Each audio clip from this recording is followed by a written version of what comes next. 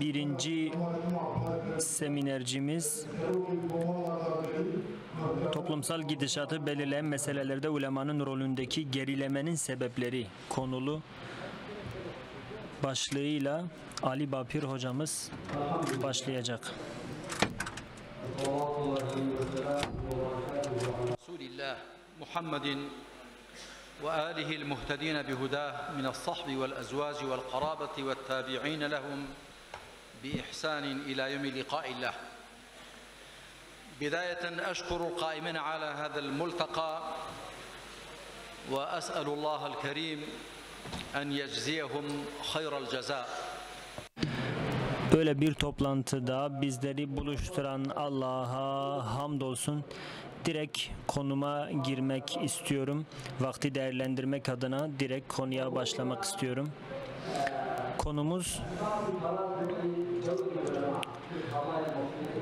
Konumuz toplumsal gidişatı belirleyen meselelerde ulemanın rolündeki gerilemenin sebepleri ve şu ayetle yetinebiliyoruz. Allahu Teala şu ayette şöyle buyuruyor ki kendi ilahlığına şahit getirenler arasında alimleri de zikretmektedir. Allahu Teala şöyle buyuruyor. Allahu Teala melekler ve adaletli bir şekilde hükmeden alimler Allahu Teala'nın birliğine şahittirler. Allahu Teala Fatır suresinde şöyle buyurmaktadır. Alimler onlar seçilmiş bir topluluktur. Allahu Teala onları kendi kitabını ve emanetini taşıyıcıları olarak nitelendirmiştir. Şöyle buyuruyor. Sonra biz kitabı seçtiğimiz kullarımıza miras bıraktık. Kimisi kendi nefsine zalimdi, kimisi orta yolu tuttu.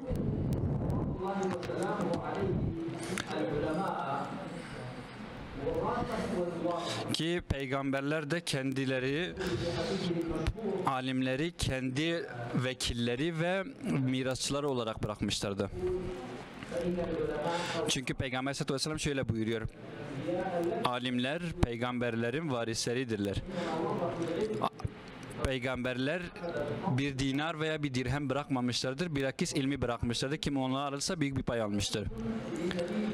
Her alim Peygamber Aleyhisselatü Vesselam'ın bir vekili ve mirasçısıdır. Herkes kendi şekliyle alabildiği kadar bunu taşıyacaktır. Allah-u Teala onlara rahmet eylesin ki peygamberlerin, alimlerin büyük bir rolü vardı İslam tarihinde. Hilafet asrından sonra da Emevi devleti, Abbasi devleti ve Osmanlı devletinden sonra da ve tabi alimler her daim yöneticileri gözetmekteydi. Onların hatalarını avlarlardı. Velev ki bunun karşısında onların cezaevlerine atılması olsun veya onların kovulması olsun veya öldürülmesi olsun fark etmez, her ne pahasına olursa olsun mücadelelerini sürdürüyorlardı. Fakat biz şöyle bir şey görüyoruz. Büyük bir gerileme vardır alimlerin rolü hakkında özellikle. Ve ben bu konuyu biraz değinmek istedim. Ve birkaç tane sebep seçtim bunun için. Ve diyorum ki ilk başta İman insanın hayatında büyük bir rol oynuyor. Çünkü Allah-u Teala'nın tüm hitapları genelde hep iman hakkında bahsediyor, imandan bahsediyor. Ey iman edenler, ey iman edenler, ey iman edenler diye şeklinde hep hitaplar bu şekilde başlıyor. Ve Allah-u Teala her zaman Medine döneminde bahsettiğinde hep ya eyyühellezine amen yani ey iman edenler diye hitabına başlardı. Özellikle helal, haram veyahut da bir şeyleri cezalandırma konusunda.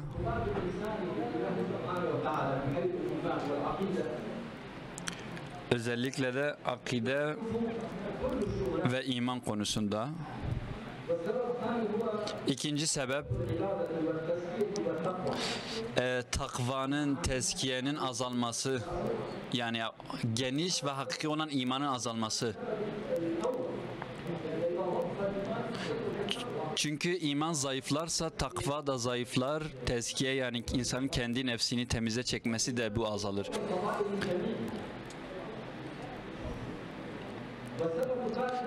Üçüncü sebep dünya hayatını ahiret hayatına seçmektir. Dünya hayatını ve içindeki şeyleri, o oyun şehvi şeyleri önemsemek. Çünkü Peygamber Aleyhisselatü Vesselam şöyle buyuruyor mesela. Bir dualarından bir tanesinde şöyle buyuruyor. Rabbimiz bizim gayemizi dünya işleri kılma. Bir diğer sebep de batılın karşısında susmak ve ona karşı çıkmamaktır. Mesela bunların içerisinde de örneğin bazı cahili adetler hala vardır ve bunlara da karşı çıkmamak da bu kabile girer. Çünkü Peygamber Aleyhisselatü Vesselam'ın başka bir hadisinde şöyle buyurur. Şehitlerin efendisi Hamza'dır ve bir diğer kişi de zalim bir sultanın emredip de yapmadığı bir şeyden ötürü öldürülen kimse. Ki Peygamber Aleyhisselatü Vesselam başka bir hadisinde şöyle buyuruyor. Cihat adaletli bir şeyi zalim sultanın karşısında söyleyebilmektir.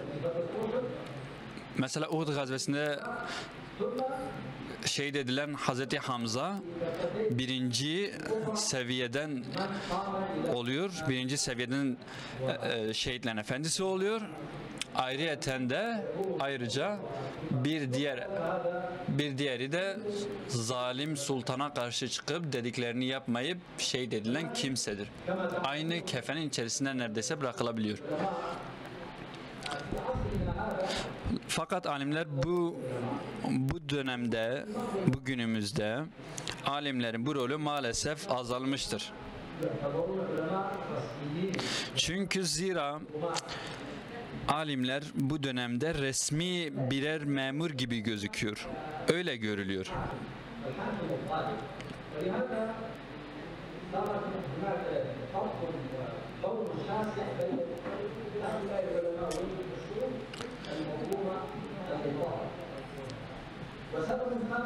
Beşinci bir sebep alimlerin Kur'an'da ve sünnette derinleşmemeleriyle dinde oluşmayan o anlayışları.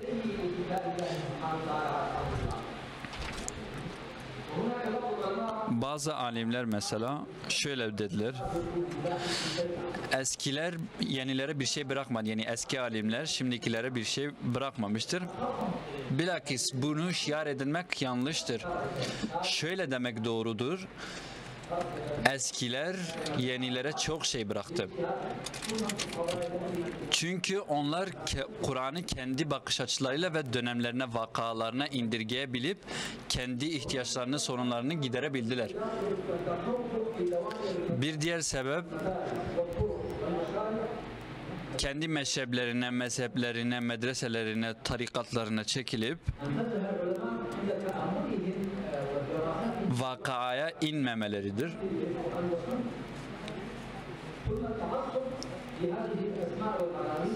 Bir de bazı ünvanlar ve isimlendirmeler, adlandırmalarda taassupçuluğa başvurmaları.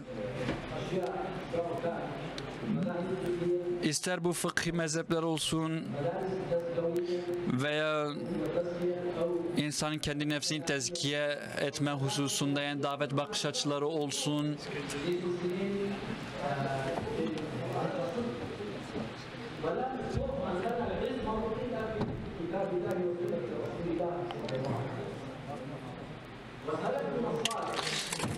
ve bizim salih selefimiz, yani bizden öncekiler Allah-u Teala'nın kitabına bakarlardı.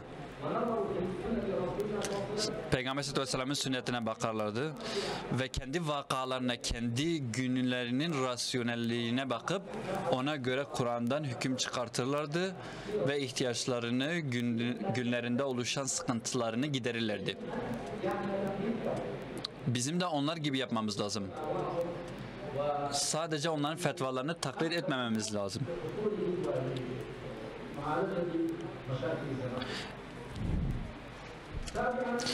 Yedinci sebep, özellikle zayıflar ve fakirlerin ve genelde tüm insanların sıkıntılarıyla ilgilenmemek. Bu Peygamber sallallahu aleyhi ve sellem'in yoludur. Onların sıkıntılarıyla ilgilenirdi.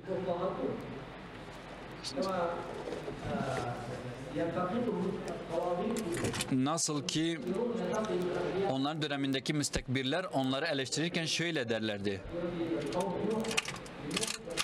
Mesela Hz. Nuh'un kavmindeki müstekbirler ona şöyle diyorlardı. Sana tabi olanlar sadece bizim en düşüklerimizdir. Ki onlar zayıf kimselerdi ona tabi olanlar. İşte hakiki alimler şayet irşadı istiyorlarsa alim insanların içerisine karışacaklar. Hiçbir sınıfı gözetmeksizin hepsinin içerisine. Sekizincisi,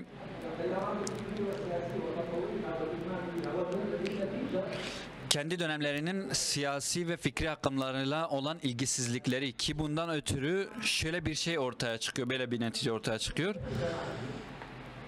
Kendileri bu sefer gerici ve yobaz olarak adlandırılabiliyor. Kendi dönemlerinin insanlarına göre gerici olarak adlandırılabiliyorlar. Dokuzuncu bir sebep, alimler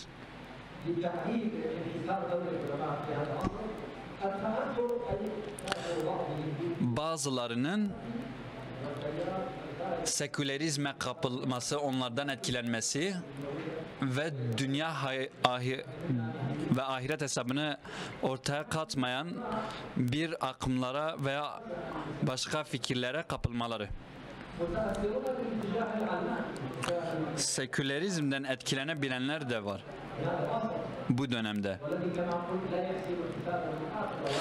Tabi az önce dediğim gibi, yani ahiret hakkında hiçbir hesapları yoktur bunların. Bazıları mesela, ki onları alim diye isimlendiriyorlar, ne yapıyorlar? Kalkıp bunları eleştirmiyorlar. Bilakis kalkıp onları tebrik ediyorlar bu yaptıkları şey hakkında. Onuncusu, ittifak ve yardımlaşma noktalarında bir araştırma yapmak yerine onların hevesini getirecek hilafet veya cüz'i meselelere başvurmaları, sonra bunu kendileri aralarında birbirlerine karşı ihtilaf sebebi olarak kullanmaları. Çünkü mesela Allah-u Teala Kur'an-ı Kerim'de şöyle buyuruyor. Kafirler gibi olmayın ki onlar kendileri ilk başta dinlerini böldüler, sonra onlar bölündüler. Ve her bir tanesi aldığı şey hakkında sevindi. Bu müşriklerin adetidir. Ancak Müslümanların adeti bile değil. Çünkü Allah-u Teala Kur'an-ı Kerim'de şöyle buyuruyor. Allah-u Teala'nın ipine sımsıkı hepiniz beraber tutunun.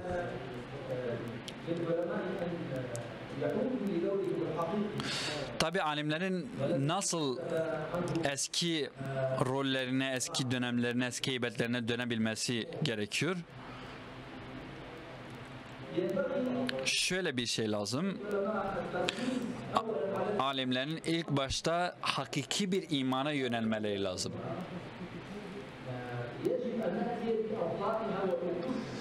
Tabii şu şekilde sorunlara zıtlarıyla da yaklaşılabilir. Bunu yapmamız gerekiyor.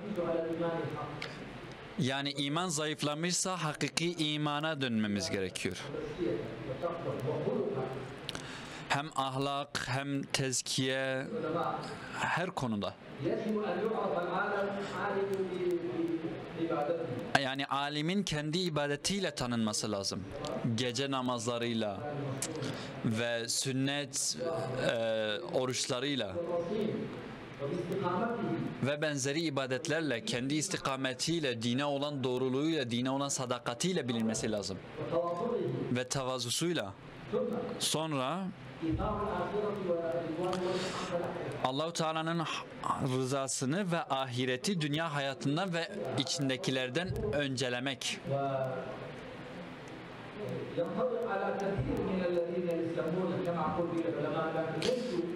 Tabi birçok kişi sözde alim diye isimlendiriliyor kendileri.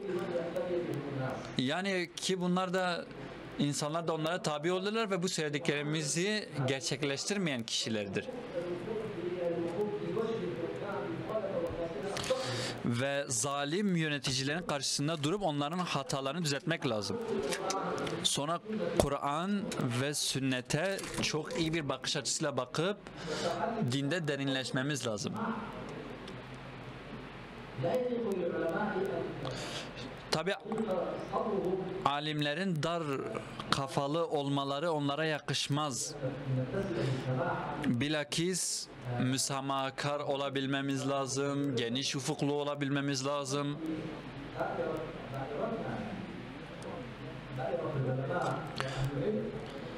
Tabi bu hem alimlerin hem de ilim ehlinin hepsinin dairesi, çerçevesi olması lazım.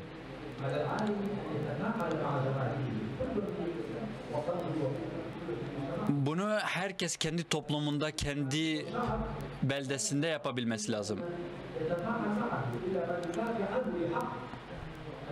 Çünkü topluluk kendi haklarını savunanlara tabi olur.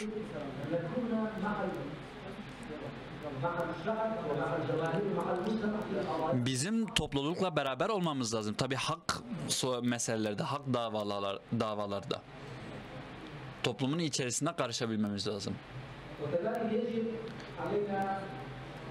Yapmamız gereken şeylerden bir tanesi de günümüzün fikri akımlarına ve günümüzde var olan ilimlere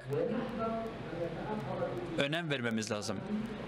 Ve sekülerizmden uzaklaşmamız lazım. Ona karşı bir önlem almamız lazım. Bizim hepimizi ilgilendiren konulardır bunlar. Bizi ilgilendiren konulara yönelmemiz lazım. Peygamber Aleyhisselatü Vesselam'ın sahabeleri, Allah-u Teala onlardan razı olsun ve Raşid halifelerde çoğu konuda ihtilafa düşebiliyorlardı. Fakat kalpleri birbirleriyleydi.